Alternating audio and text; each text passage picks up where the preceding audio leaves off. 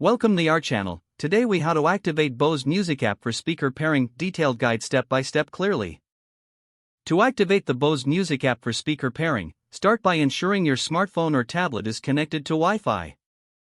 Next, download the Bose Music app from the Apple App Store or Google Play Store if you haven't already. Once the app is installed, launch it by tapping the app icon on your device. You will be prompted to sign in or create a Bose account if you don't have one. Follow the on-screen instructions to complete the sign-in or registration process. After logging in, the app will prompt you to set up a new device. Select the option to add a new speaker. Make sure your Bose speaker is powered on and in pairing mode. If your speaker is not in pairing mode, press and hold the Bluetooth button until you hear a tone indicating that it is ready to connect.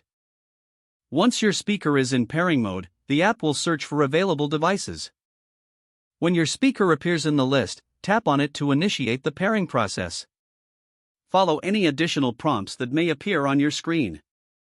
After a successful connection, the app may ask you to update your speaker's software if an update is available.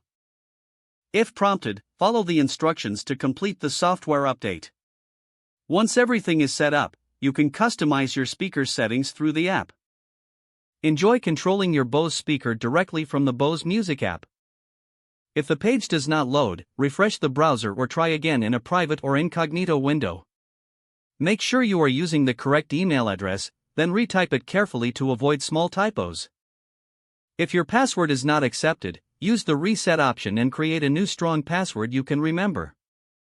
Check your spam folder for verification or security emails, then complete any requested confirmation steps. Enable two-factor authentication if available to improve account security and reduce unauthorized access risk. After signing in, review your profile details so your contact information and settings are accurate and current. If you see an error message, note it down and try again after restarting your device and internet connection.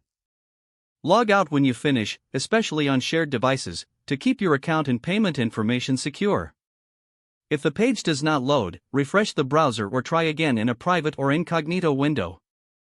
Make sure you are using the correct email address, then retype it carefully to avoid small typos. If your password is not accepted, use the reset option and create a new strong password you can remember.